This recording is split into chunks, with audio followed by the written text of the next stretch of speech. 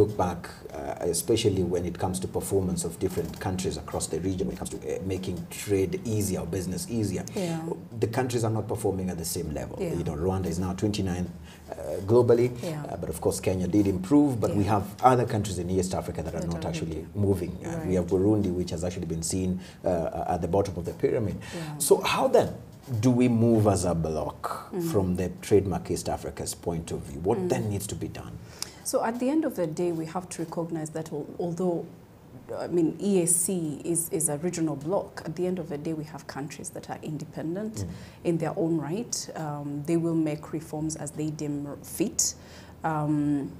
So the pace will always be different.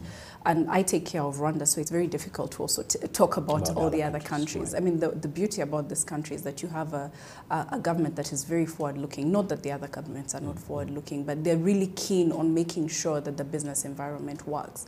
And that's basically because if you don't have too many things working for you, you don't have the luxury to sit back and let things happen on their own. You need to make sure that the environment is conducive enough to attract people. If there's nothing else to attract people, you need the environment to attract people. So that's the beauty about what's happening in Rwanda. In the other countries, I think Kenya, like you said, has made great progress. Uganda has made progress in some areas and maybe declined in others. But if I could go to the doing business reforms specifically, the one that we have chosen to focus on as Trademark East Africa is trading across borders. So removal of reduction of the processes, making sure that it's a lot easier for traders to get their goods, both goods that are coming in and those that are coming out across borders much faster. And we've registered huge successes. Of all the one-stop border posts that we have funded, we funded about 13 across EAC. We've registered an average of about 50% average for all of them. But in some border posts like Busia, we've seen a time reduction of about 75%.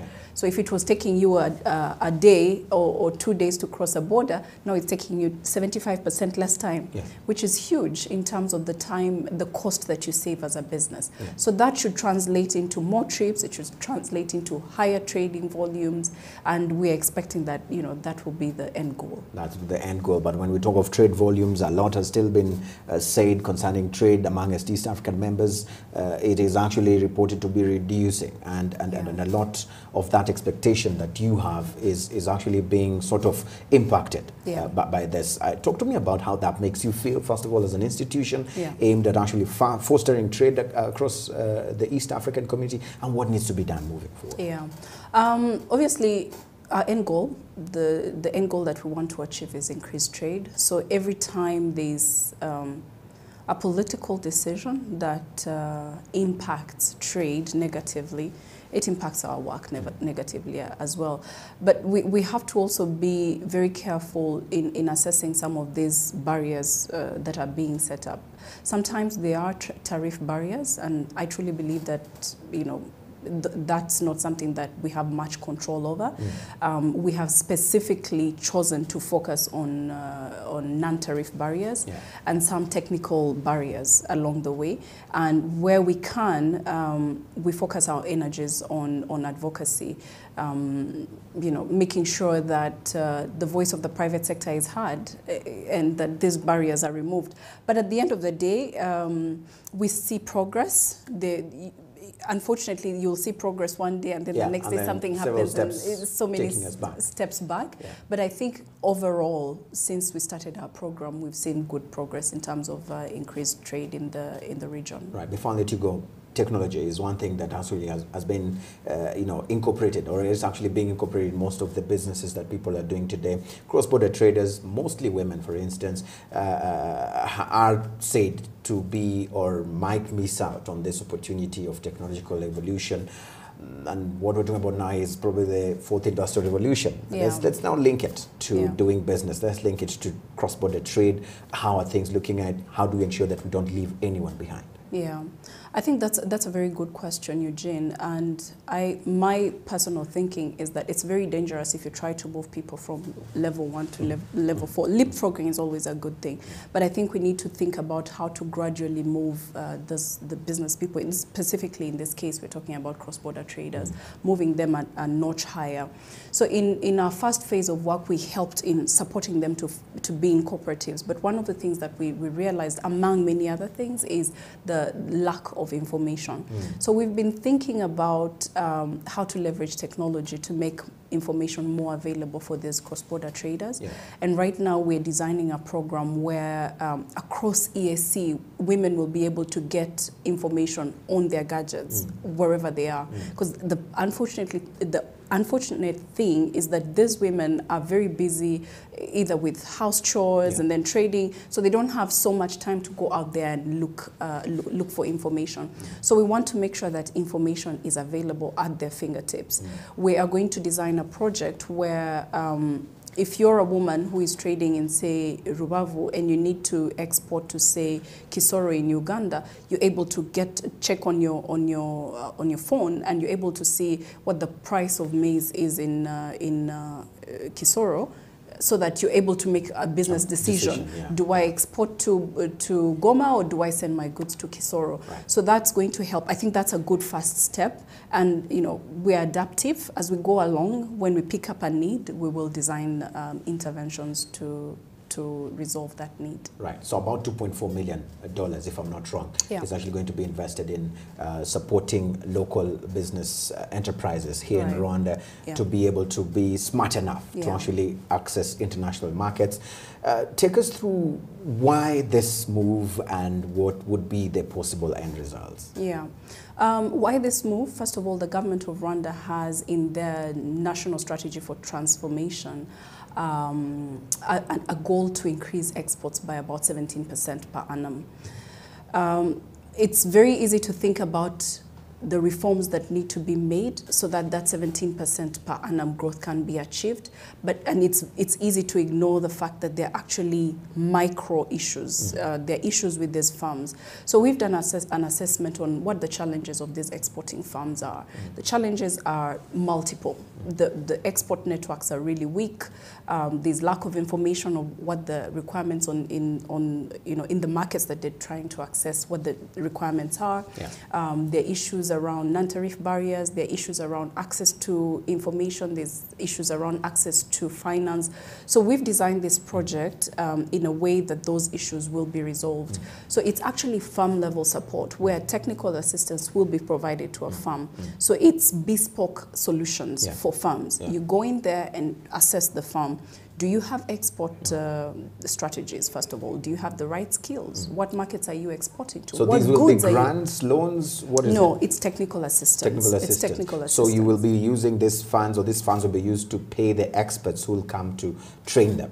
Is it how it's right? Right. You can call it that. The funding goes to the technical assistance, and you have somebody who is embedded within the exporting farm, providing solutions on a day-to-day. So trying to help them to design export strategies, equipping them on the skills that are required for them to access markets. Market linkages. Actually, I think that's the biggest component of it. Actually taking farms to, say, Tanzania and say, in Dar es Salaam, there's a huge opportunity for maybe water to export Inyange water as an example. Very simple example. So you take those specific. In that kind of business to go there and link them to distributors. So when it looks like it's a one-off, but what we expect is that it's a going and a growing relationship that they're going to build. So they could export a value of $10,000 today, but if it's a contract that they have for the next 3 years, you've actually opened a door for them. So it's preparing them to access the markets and then actually taking them and linking them to these markets. So it's a market linkages program. Market linkages program. Some of them would probably wonder and say, probably you would have just cut a chunk of that money and given it to me as capital, or probably some money to facilitate some of my projects. They would want probably to look at it from that end. Probably this question is, why did probably those organizing this resort to that model as opposed to saying we will offer you grants depending on your market needs or your needs for your markets, right, or for you to access the international markets, we'll offer you this amount of money. It's probably transport was your challenge. Give us a budget, give us a strategy, and we'll fund it. Probably why didn't we go that direction? I mean, Eugene, if you look at the funding that's available vis-a-vis 40, can you imagine 40 export farms and the kind of needs they might have? It's with $2.4 million, there's not so much that you can achieve. But the plan is also that if you're able to resolve all these things, you have export strategies, you have the skills, you have the market linkages, you have a contract that you have signed with a buyer. What are the chances that you'll go to a bank through the Export Growth Fund and not get the money? We have to remember that there's also the Export Growth Fund. So this is the aim of this project is to help exporters to also access the Export Growth Fund. There's a fund that's available right now that is not adequately utilized. So this is also to help them access that funding. So it's not necessarily grants, and we will have other projects designed in such a way that maybe they could get direct grants, but this specific one is to help them to also leverage the Export Growth Fund. Right, patience. Usually they say in most conversations, most deals, it's always a matter of give and take. Right. Trademark East Africa is giving $2.4 million. What is Trademark East Africa taking? Trademark East Africa will be getting back increased trade. That's what we want to see. At the end of the day, we are an aid for trade organization. We are not for profit. We don't expect anything back. But what our investors expect from us is that they will be a response from the private sector, which is in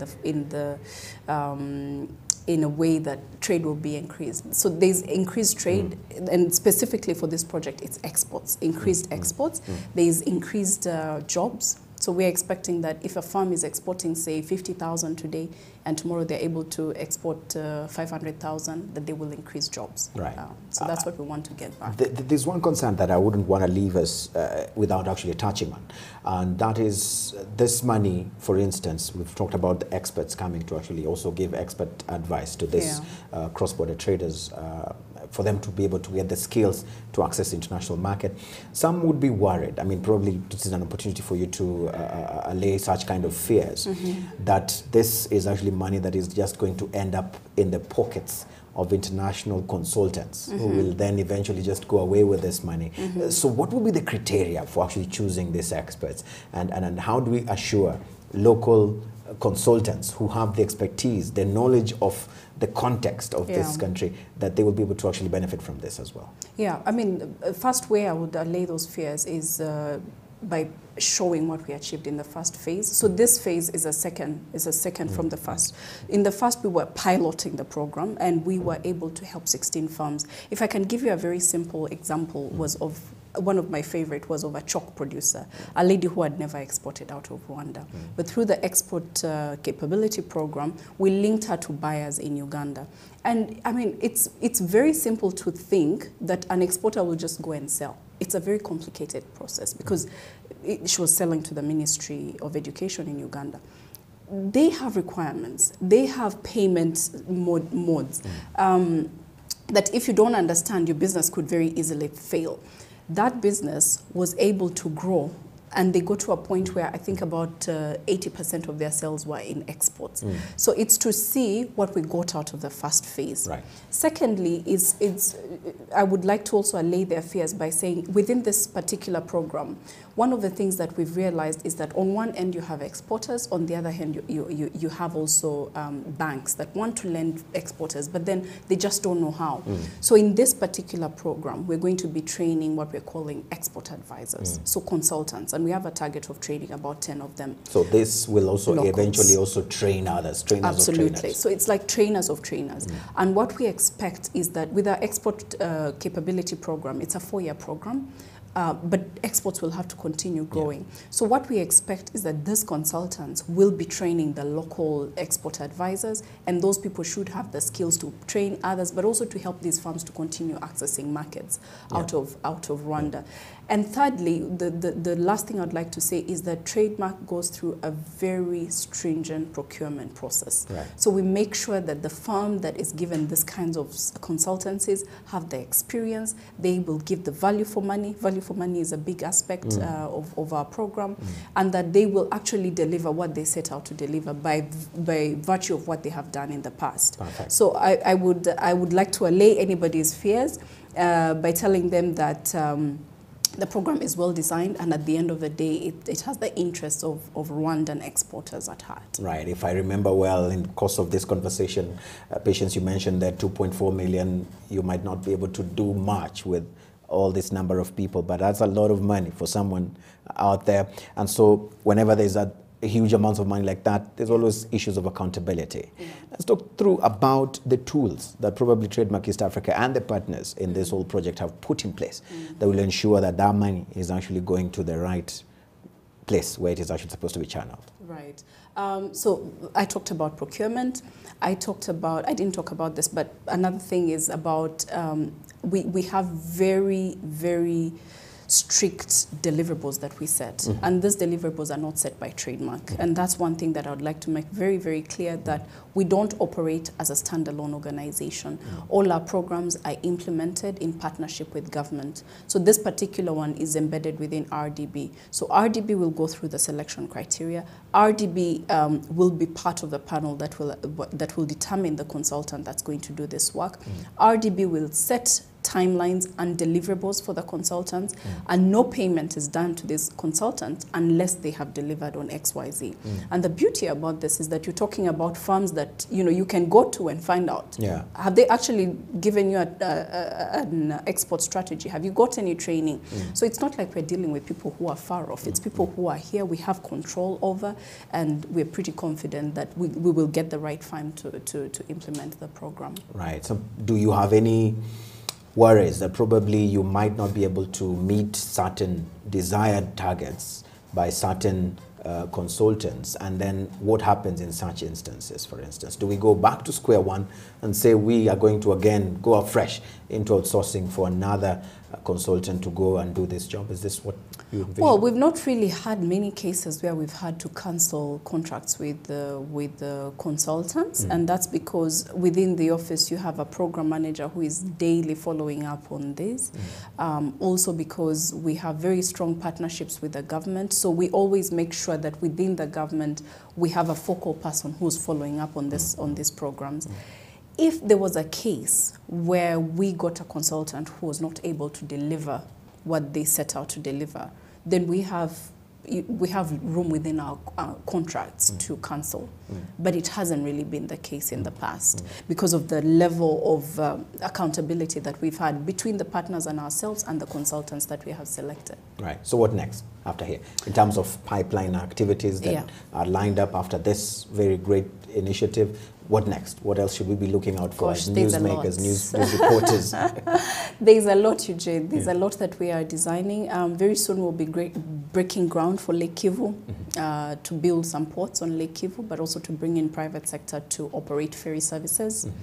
We'll also very soon be starting the consultancy for developing a one-stop border post between Rwanda and DRC at Rusizi 2. We are also working out a horticulture solution with NAEB. Again, we're doing all this in partnership with the government. We're going to work with the ministry on the trade policy side, so some technical assistance, some young professionals. I think one of the areas where we've registered really good successes is on the young professionals program. So we'll be providing some young professionals in this program as well. We'll have some young professionals in RDB to help them enhance their capacity to be able to support trade-related and export development strategies. We'll be working with the Rwanda Standards Board to enhance their capacity to provide standard services. We will be continuing to work with RRA. We've signed an MOU with RRA a week or so back. So we'll continue leveraging ICT to make trade processes easier for traders. And then finally, but definitely not the least, is our trade and logistics clusters, where we're trying to work with the government of Rwanda to attract foreign direct investment into export-led manufacturing activities. So if I could break that down, it's about helping them in their strategy of developing industrial parks. So we are doing some assessment on that. It's still in the primary stages, but very soon I think we'll have something big to show. Right. So there's a lot in the pipeline. And of course your work is clearly well cut out. Not really. It takes a lot. I mean, things change. Yeah. The beauty about it is that we have a 7-year program that is very known. Yeah. We know exactly what we want to do. Yeah. But when it comes to implementation, things will not always go as planned. Yeah. So you need to be really, really adaptive at all times. Perfect. But, Thank you so much, Patience, for making You're time welcome. to speak to us. Thank you, Eugene. Asante. Asante.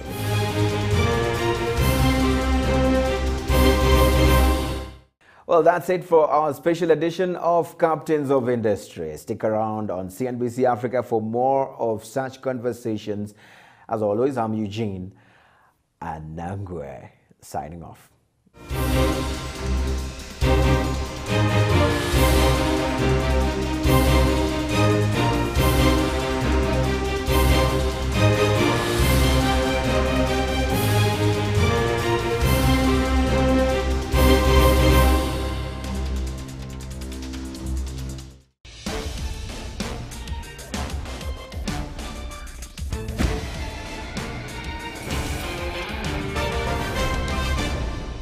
I mean, there was absolutely no debate. I mean, we all agreed from day one that she would be a great choice for the cover, and why not? I mean, she's a sports star in the true sense. I mean, despite all the odds, despite everything that she's faced, I mean, she stayed the course, and I think there's a lesson there for all of us. She's a simple village girl, and see where she's come.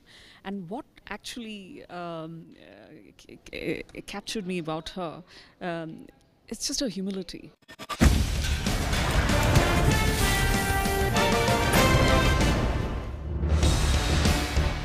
Well, the view that, Section 25 of the Constitution needs to be amended is a very narrow view, you see.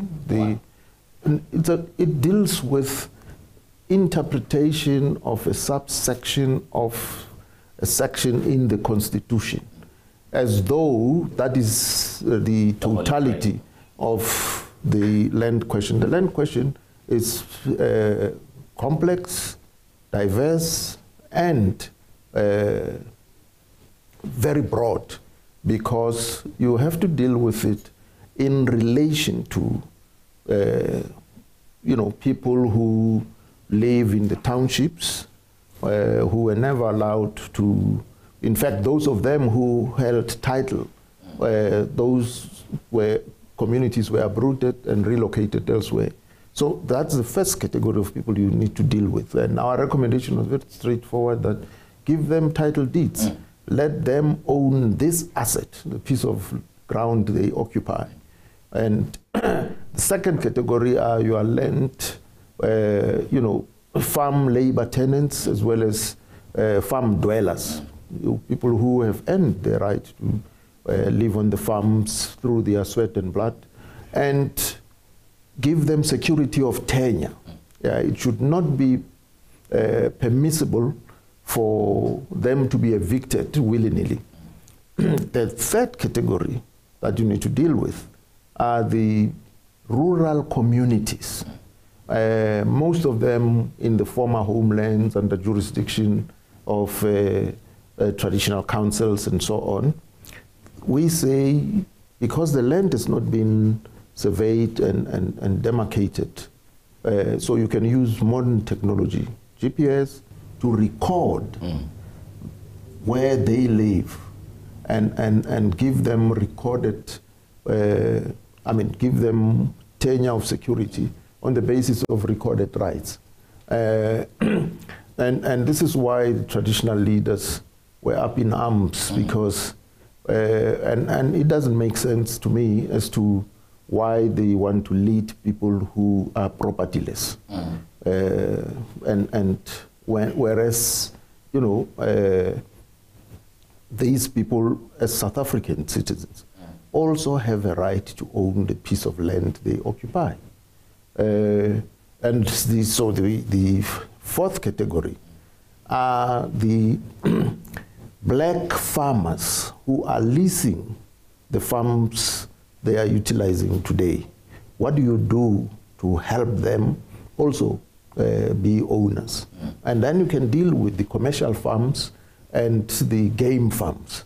So firstly, you satisfy the land hunger of the majority of the people, and that way it becomes manageable. You can have rational debates and discussions, as long as yes to the top. That's right. As long as you want to deal with the land question in percentage terms, the issue, it's like asking a committee to draft a report. You can never get it right here.